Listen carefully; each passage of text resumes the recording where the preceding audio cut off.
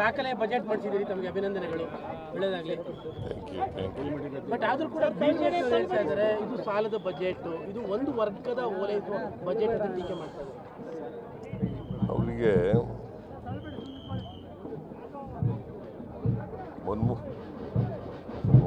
ಇವರು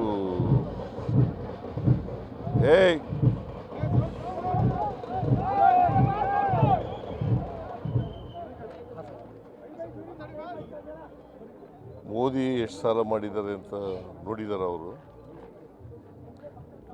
ಸಾಲ ಮಾಡಲೇಬೇಕಾದಂಥ ಸಾಲ ಮಾಡದೇನೆ ಅಭಿವೃದ್ಧಿ ಮಾಡೋಕ್ಕಾಗಲ್ಲ ಯಾವುದೇ ರಾಜ್ಯ.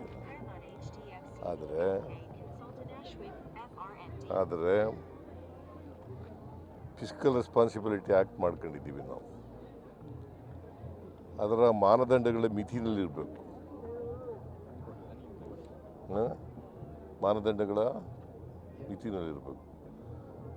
ಫಿಸ್ಕಲ್ ರೆಸ್ಪಾನ್ಸಿಬಿಲಿಟಿ ಆ್ಯಕ್ಟ್ ಏನು ಹೇಳ್ತದೆ, ಸಾಲ 25% ಒಳಗಡೆ ಇರಬೇಕು ಅಂತ ಹೇಳಿದೆ. ನಮ್ಮದು ಸಾಲ 24.94 ಇದೆ. 25 ಒಳಗಡೆ ಇದೆಯಾ ಇಲ್ಲ ಜಾಸ್ತಿ ಇದೆಯಾ? ಅವರಿಗೆ ಬಹುಶಃ ಫಿಸ್ಕಲ್ ರೆಸ್ಪಾನ್ಸಿಬಿಲಿಟಿ ಆ್ಯಕ್ಟ್ ಓದ್ಕೊಳ್ಳೋದು ಒಳ್ಳೆಯದು. ಕೇಂದ್ರದ ಸಾಲ ಎಷ್ಟಿದೆ ಗೊತ್ತಾ ನಿಮಗೆ? ಅಶೋಕನಿಗೆ ಗೊತ್ತಾ? 200,18,000 ಕೋಟಿ. 218 ಲಕ್ಷ ಕೋಟಿ. 218 ಲಕ್ಷ ಕೋಟಿ ಸಾಲ ಕೇಂದ್ರ. ಮೋದಿಯವರು ಬಂದ ಮೇಲೆ 10-11 ವರ್ಷಗಳಲ್ಲಿ ಎಷ್ಟು ಮಾಡಿದ್ದಾರೆ ಸಾಲ ಗೊತ್ತಾ?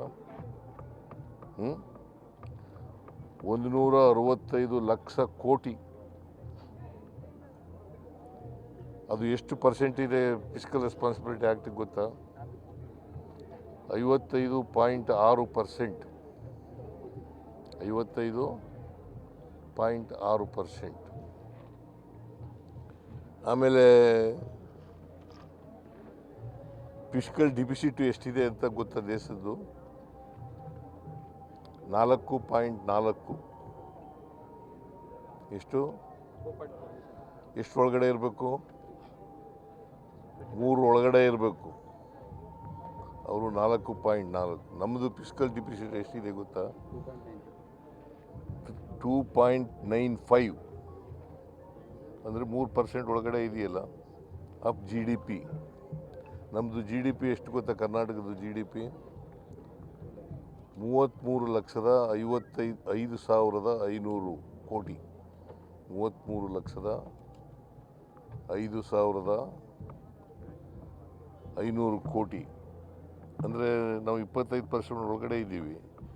ಅವರು ಫಿಸ್ಕಲ್ ರೆಸ್ಪಾನ್ಸಿಬಿಲಿಟಿ ಆ್ಯಕ್ಟ್ ಓದ್ಕೊಳ್ಳೋದು ಒಳ್ಳೆಯದು.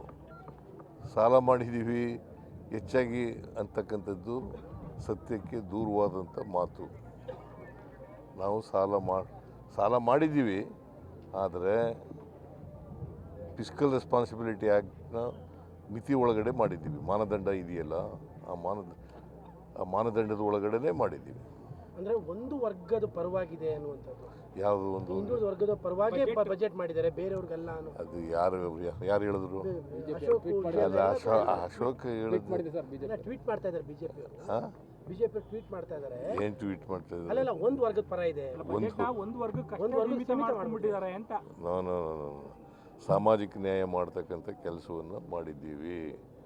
ಎಲ್ಲ ಜನರನ್ನು ಕೂಡ ಸಮಾನವಾದ ಅವಕಾಶಗಳನ್ನು ಒದಗಿಸ್ಕೊಡ್ತಕ್ಕಂಥ ಕೆಲಸವನ್ನು ಮಾಡಿದ್ದೀವಿ. ಯಾವುದೇ ಪರಿಶಿಷ್ಟ ಜಾತಿ, ಪರಿಶಿಷ್ಟ ವರ್ಗ ಅಥವಾ ಹಿಂದುಳಿದವರ ವರ್ಗ ಅಥವಾ ಅಲ್ಪಸಂಖ್ಯಾತರ ವರ್ಗ ಇದಕ್ಕೆ ಮಾಡಿರ್ತಕ್ಕಂಥದ್ದಲ್ಲ. ಬಜೆಟ್ ಅಂತಂದರೆ ಇಡೀ ರಾಜ್ಯದ ಬೆಳವಣಿಗೆಯನ್ನು ನಿರೀಕ್ಷೆ ಮಾಡ್ತಕ್ಕಂಥದ್ದು. ಆರ್ಥಿಕ ಅಭಿವೃದ್ಧಿ ಇಡೀ ರಾಜ್ಯದಾಗಬೇಕು. ಆದರೆ ಆ ಥರ ಇಟ್ಕೊಂಡು ಉದ್ದೇಶ ಇಟ್ಕೊಂಡು ಮಾಡಿದ್ದೀವಿ. ಹೊಸ ತೆರಿಗೆ ಆಗದೆ ಇರುವಂಥದ್ದು ಇದೆಯಲ್ಲ, ಬ್ಯಾಲೆನ್ಸಿಂಗ್ ಕಷ್ಟ ಆಗಿಲ್ಲ.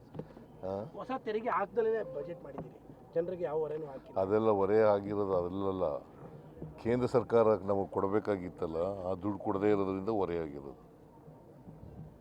ಬಟ್ ನೀವು ಅದು ಹೇಳು ಬಿಟ್ಬಿಟ್ಟು ಇನ್ನೇನೋ ಕೇಳ್ತಾ ಇದೆಯಲ್ಲ ಕೇಂದ್ರ ಸರ್ಕಾರದ್ದು ಹೇಳು. ಡು ಯು ನೋ ಮಧ್ಯದಲ್ಲಿ GST ಅಮೆಂಡ್ಮೆಂಟ್ ಮಾಡ್ಬಿಟ್ಟು ರ್ಯಾಷನಲೈಸ್ ಮಾಡೋದ್ರಿಂದ 10,000 ಕೋಟಿ ನಷ್ಟ ಆಯಿತು ನಮಗೆ. ಅದನ್ನ ಹೇಳೋದಿಲ್ಲ ನೀವು. ಅದು ಎಲ್ಲಿ ಬರ್ದಿದ್ದೀರಿ ಅದನ್ನು?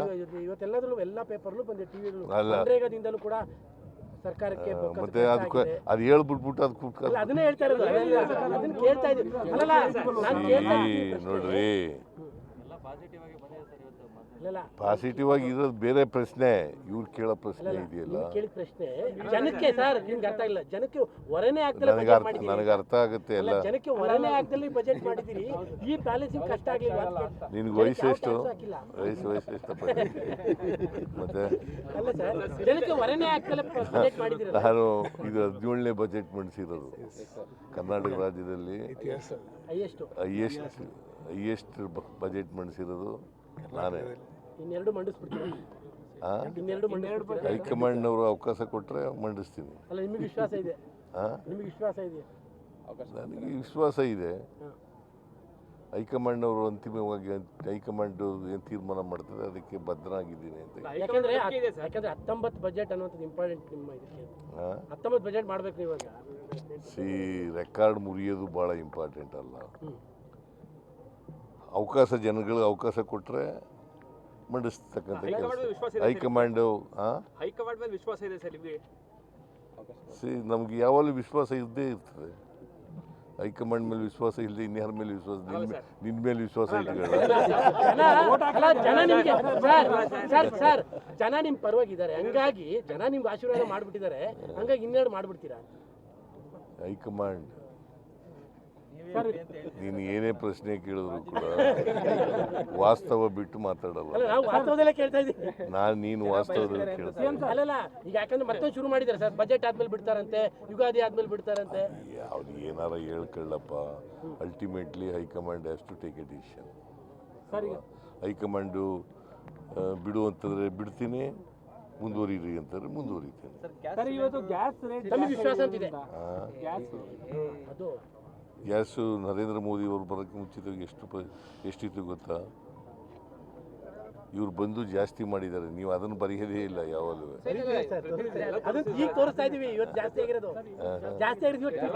ಅದರಿಂದ ಯಾರಿಗೆ ತೊಂದರೆ ಆಯಿತು? ಯಾರಿಗೆ ತೊಂದರೆ ಆಯಿತು? ಬಳಕೆದಾರರಿಗೆ ತೊಂದರೆ ಆಯ್ತಲ್ವಾ? ನಿನಗೂ ತೊಂದರೆ ಆಗಿದೆಯಲ್ಲ ನಿನಗೂ. ಮತ್ತೆ ಅಲ್ಲ, ನಮ್ಮ ಪ್ರಶ್ನೆ ಇನ್ನೂ ಹೇಳಿದೆ, ವಿಶ್ವಾಸ ಇದೆ ತಮಗೆ ಇನ್ನೆರಡು ಬಜೆಟ್ ಅಂತ. ಯಾಕಂದ್ರೆ ನಮಗಂತೂ ಪ್ರಶ್ನೆ ಕೇಳಿದ್ರೆ ಆಸೆ ಇದೆ, ಮೈಸೂರವ್ರಿಗೆ ನಮ್ಗೆ ಆಸೆ ಇದೆ. ನೋಡಪ್ಪ, ಇಡೀ ರಾಜ್ಯದ ಜನರಿಗೆ ಆಸೆ ಇದೆ, ಅದು ಬೇರೆ ಪ್ರಶ್ನೆ. ಹೈಕಮಾಂಡ್ ಏನು ತೀರ್ಮಾನ ತಗತ್ತೆ